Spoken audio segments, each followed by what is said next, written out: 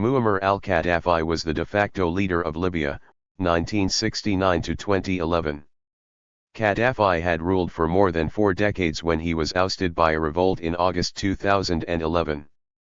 After evading capture for several weeks, he was killed by rebel forces in October 2011. Muammar al-Gaddafi seized control of the Libyan government in 1969 and ruled as an authoritarian dictator for more than 40 years before he was overthrown in 2011. The son of an itinerant Bedouin farmer, Gaddafi was born in a tent in the Libyan desert. He proved a talented student and graduated from the University of Libya in 1963. A devout Muslim and ardent Arab nationalist, Gaddafi early began plotting to overthrow the Libyan monarchy of King Idris I. He graduated from the Libyan Military Academy in 1965 and thereafter rose steadily through the ranks, all the while continuing to plan a coup with the help of his fellow army officers. On September 1, 1969, Gaddafi seized control of the government in a military coup that deposed King Idris. Gaddafi was named Commander-in-Chief of the Armed Forces and Chairman of Libya's new governing body, the Revolutionary Command Council. Gaddafi removed the US and British military bases from Libya in 1970. He expelled most members of the native Italian and Jewish communities from Libya that same year, and in 1973 he nationalized all foreign-owned petroleum assets in the country. He outlawed alcoholic beverages and gambling, in accordance with his own strict Islamic principles. Gaddafi also began a series of persistent but unsuccessful attempts to unify Libya with other Arab countries. He was adamantly opposed to negotiations with Israel and became a leading figure in the Arab world in the rejection of the Egyptian-Israeli peace process. He earned a reputation for military adventurism.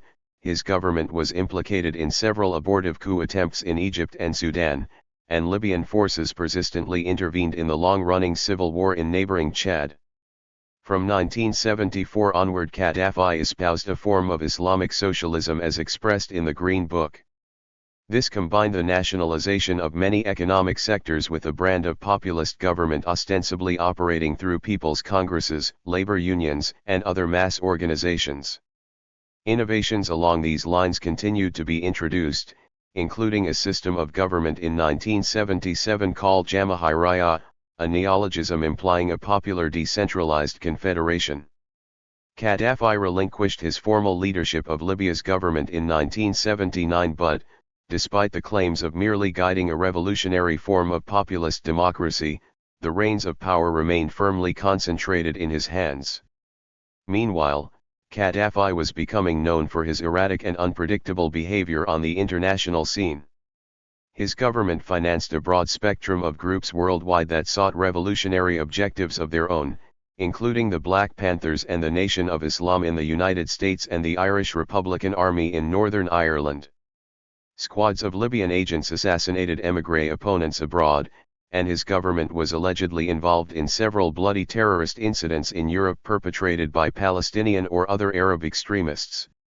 These activities brought him into growing conflict with the U.S. government, and in April 1986 a force of British-based U.S. warplanes bombed several sites in Libya, killing or wounding several of his children and narrowly missing Gaddafi himself.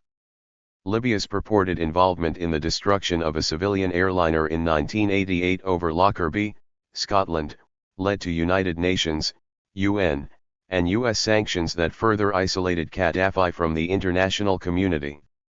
In the late 1990s, however, Gaddafi turned over the alleged perpetrators of the bombing to international authorities. UN sanctions against Libya were subsequently lifted in 2003, and, following Gaddafi's announcement that Libya would cease its unconventional weapons program, the United States dropped most of its sanctions as well. Although some observers remained critical, these measures provided an opportunity for the rehabilitation of Gaddafi's image abroad and facilitated his country's gradual return to the global community. In February 2009, Gaddafi was elected chairman of the African Union, and later that year he gave his first speech before the UN General Assembly. The lengthy critical speech, in which he threw a copy of the UN Charter, generated a significant measure of controversy within the international community. In early 2010, Gaddafi's attempt to remain as chairman of the O beyond the customary one-year term was met with resistance from several other African countries and ultimately was denied. In February 2011, after anti-government demonstrations forced Presidents Zine Al Abidine Ben Ali and Hosni Mubarak from power in the neighboring countries of Tunisia and Egypt, anti-Gaddafi demonstrations broke out in the Libyan city of Benghazi. As the protests spread throughout the country, the Gaddafi regime attempted to violently suppress them, directing police and mercenary forces to fire live ammunition at protesters and ordering attacks by artillery, fighter jets, and helicopter gunships against demonstration sites. Foreign government officials and international human rights groups condemned the regime's assault on the protesters. Gaddafi's violent tactics also alienated senior figures in the Libyan government. The Libyan Minister of Justice resigned in protest, and a number of senior Libyan diplomats either resigned or issued statements of support for the uprising. On February 22, Gaddafi delivered a rambling defiant speech on state television, refusing to step down and calling the demonstrators traitors and saboteurs. He claimed that the opposition had been directed by al-Qaeda and that the protesters had been under the influence of hallucinogenic drugs. He urged his supporters to defend him by fighting protesters. Gaddafi's hold on power appeared increasingly weak as the opposition forces gained strength. By the end of February, opposition forces had established control over large amounts of Libyan territory, encircling Tripoli, where Gaddafi remained in control but in growing isolation. In interviews with Western media on February 28, Gaddafi insisted that he was still well loved by the Libyan people and denied that the regime had used violence against the demonstrators. He repeated his claim that the opposition in Libya had been organized by al-Qaeda. As the opposition gained strength, international pressure for Gaddafi to step down increased. On February 26, the UN Security Council unanimously approved a measure that included sanctions against the Gaddafi regime, imposing a travel ban and an arms embargo and freezing the Gaddafi family's assets. On February 28, the United States announced that it had frozen $30 billion in Libyan assets linked to Gaddafi. Although international opposition to Gaddafi's actions continued to build, his forces seemed to regain the upper hand in Libya, retaking many of the areas that had been taken by the rebels early in the conflict. As Gaddafi's forces advanced on Benghazi, the UN Security Council voted on March 17 to authorize military intervention to protect civilians. The ensuing air campaign, led by the North Atlantic Treaty Organization, NATO, inflicted significant damage on pro-Gaddafi forces but did not decisively tip the balance in favor of the rebels, leading to an apparent stalemate between the two forces. In late March, the Gaddafi regime was shaken by the defection of two senior Libyan officials, Moussa Koussa and Ali Abdusalam el-Triki, both members of Gaddafi's inner circle. Despite those setbacks, Gaddafi appeared to remain firmly in control in Tripoli, stating publicly that he would resist any attempt to remove him from power. Pro-Gaddafi forces continued to operate in spite of the NATO air campaign. On April 30, a NATO airstrike on Gaddafi's Bab al-Atiyah compound in Tripoli killed Gaddafi's youngest son, Saif al-Arab, and 3 of Gaddafi's grandchildren. Gaddafi, reportedly in the targeted house at the time of the attack, escaped without injury. Following the airstrike, NATO denied that it had adopted a strategy of trying to kill Gaddafi. In early March, the International Criminal Court, ICC, had announced that it would open an investigation into possible crimes against humanity by Gaddafi and his supporters. On May 16, the ICC called for arrest warrants to be issued against Gaddafi, along with his son Saif al-Islam and the Libyan intelligence chief, Abdullah Sanusi, for ordering attacks on civilians during the uprising. The arrest warrants, for crimes against humanity, were issued on June 27. In August 2011, Gaddafi's hold on power appeared to break when rebel forces entered Tripoli and took control of most areas of the city.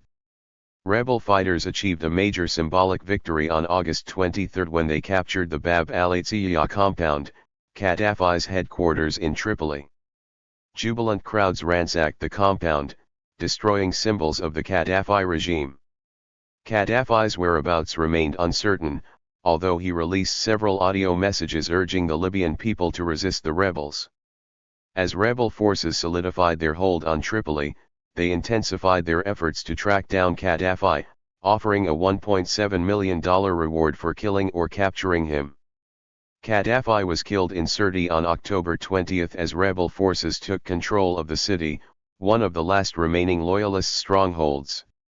Muammar al-Gaddafi joined the military and staged a coup to seize control of Libya in 1969, ousting King Idris.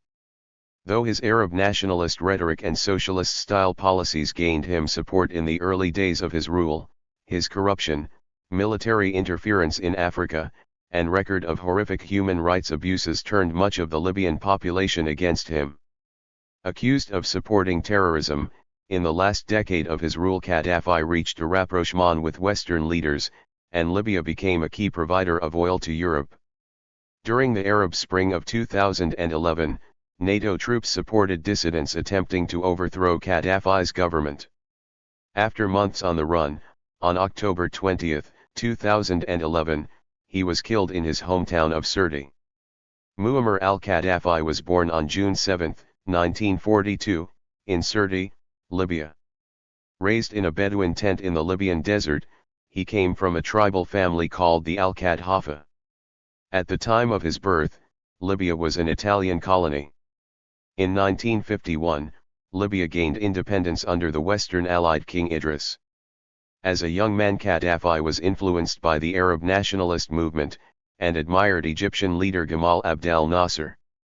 In 1961 Gaddafi entered the military college in the city of Benghazi. He also spent 4 months receiving military training in the United Kingdom. After graduating, Gaddafi steadily rose through the ranks of the military. As disaffection with Idris grew, Gaddafi became involved with a movement of young officers to overthrow the king. A talented and charismatic man, Gaddafi rose to power in the group. On September 1, 1969, King Idris was overthrown while he was abroad in Turkey for medical treatment.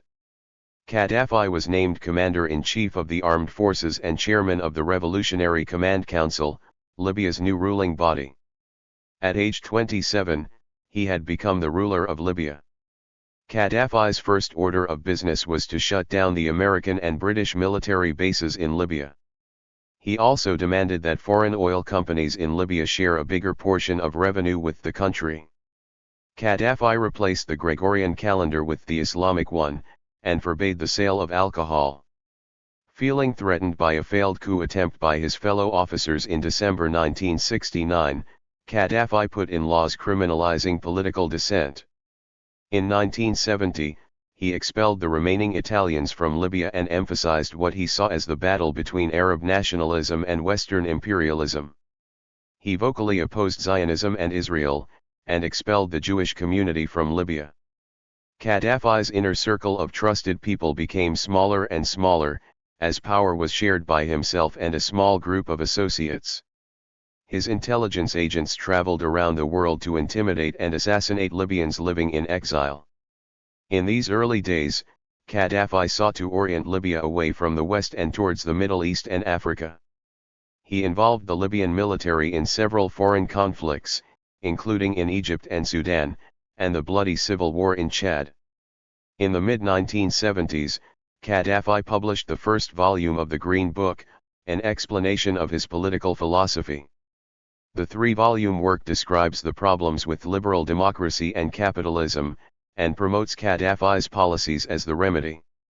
Gaddafi claimed that Libya boasted popular committees and shared ownership, but in reality this was far from true. Gaddafi had appointed himself or close family and friends to all positions of power, and their corruption and crackdowns on any kind of civic organizing meant much of the population lived in poverty. Meanwhile, Gaddafi and those close to him were amassing fortunes in oil revenue while the regime murdered those it deemed as dissidents. Gaddafi's ruling style was not just oppressive, it was eccentric. He had a cadre of female bodyguards in heels, considered himself the king of Africa, erected a tent to stay in when he traveled abroad, and dressed in strange costume-like outfits. His bizarre antics often distracted from his brutality, and earned him the nickname the Mad Dog of the Middle East. In addition to his destructive rule at home, Gaddafi was despised by much of the international community. His government was implicated in the financing of many anti-Western groups around the world, including some terror plots. The Irish Republican Army allegedly had links to Gaddafi. Because of the regime's links to Irish terrorism, the United Kingdom cut off diplomatic relations with Libya for more than a decade. In 1986, Libyan terrorists were thought to be behind the bombing of a West Berlin dance club that killed 3 and injured scores of people. The United States in turn, under President Ronald Reagan's administration, bombed specific targets in Libya that included Gaddafi's residence in Tripoli. In the most famous instance of the country's connection to terrorism, Libya was implicated in the 1988 Lockerbie bombing. A plane carrying 259 people blew up near Lockerbie, Scotland, killing all on board, with falling debris killing 11 civilians on the ground. Libyan terrorists, including an in-law of Gaddafi's, were also believed to be behind the destruction of a French passenger jet in 1989, killing all 170 on board. In 1990s, the relationship between Gaddafi and the West began to thaw. As Gaddafi faced a growing threat from Islamists who opposed his rule, he began to share information with the British and American intelligence services. In 1994, Nelson Mandela persuaded the Libyan leader to hand over the suspects from the Lockerbie bombing.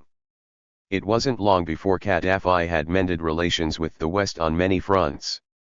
Gaddafi was welcomed in Western capitals, and Italian Prime Minister Silvio Berlusconi counted him among his close friends. Gaddafi's son and heir apparent, Saif al-Islam Gaddafi, mixed with London's high society for several years. Many critics of the newfound friendship of Gaddafi and the West believed it was based on business and access to oil. In 2001, the United Nations eased sanctions on Libya, and foreign oil companies worked out lucrative new contracts to operate in the country. The influx of money to Libya made Gaddafi, his family, and his associates even wealthier. The disparity between the ruling family and the masses became ever more apparent. After more than 4 decades in power, Gaddafi's downfall happened in less than a year. In January 2011, the Tunisian revolution forced out longtime dictator Zine al-Abidine Ben Ali and set off the Arab Spring. The next month, Egyptian ruler Hosni Mubarak was forced out, providing a morale boost to protesters in several Arab capitals. Despite the atmosphere of severe repression, demonstrations broke out in the city of Benghazi and spread throughout Libya. Gaddafi used aggressive force to try to suppress the protests, and the violence quickly escalated. Police and foreign mercenaries were brought in to shoot at protesters, and helicopters were sent to bombard citizens from the air. As casualties mounted, Libyans grew more determined to see Gaddafi's ouster. As violence spread through the country, Gaddafi made several rambling speeches on state television, claiming the demonstrators were traitors, foreigners, al-Qaeda, and drug addicts. He urged his supporters to continue the fight, and small groups of heavily armed loyalists battled against the rebels. By the end of February 2011, the opposition had gained control over much of the country, and the rebels formed a governing body called the National Transitional Council. The opposition surrounded Tripoli, where Gaddafi still had some support. Most of the international community expressed support for the NTC and called for the ouster of Gaddafi. At the end of March, a NATO coalition began to provide support for the rebel forces in the form of airstrikes and a no-fly zone. NATO's military intervention over the next 6 months proved to be decisive. In April, a NATO attack killed one of Gaddafi's sons. When Tripoli fell to rebel forces in late August, it was seen as a major victory for the opposition and a symbolic end for Gaddafi's rule. In June 2011, the International Criminal Court issued warrants for the arrest of Gaddafi, his son Saif al-Islam, and his brother-in-law for crimes against humanity. In July, more than 30 countries recognized the NTC as the legitimate government of Libya. Gaddafi had lost control of Libya, but his whereabouts were still unknown. On October 20, 2011, Libyan officials announced that Gaddafi had died near his hometown of Sirte, Libya. Early reports had conflicting accounts of his death, with some stating that he had been killed in a gun battle and others claiming that he had been targeted by a NATO aerial attack. Video circulated of Gaddafi's bloodied body being dragged around by fighters. For months, Gaddafi and his family had been at large, believed to be hiding in the western part of the country where they still had small pockets of support. As news of the former dictator's death spread, Libyans poured into the streets, celebrating what many hailed as the culmination of their revolution. Post-Gaddafi, Libya has continued to be embroiled in violence. With state authority eventually being held by the General National Congress, various militia groups have vied for power. Dozens of political figures and activists in Benghazi have been killed, with many having to leave the area. The country has also seen a succession of interim prime ministers. Thank you for watching this video.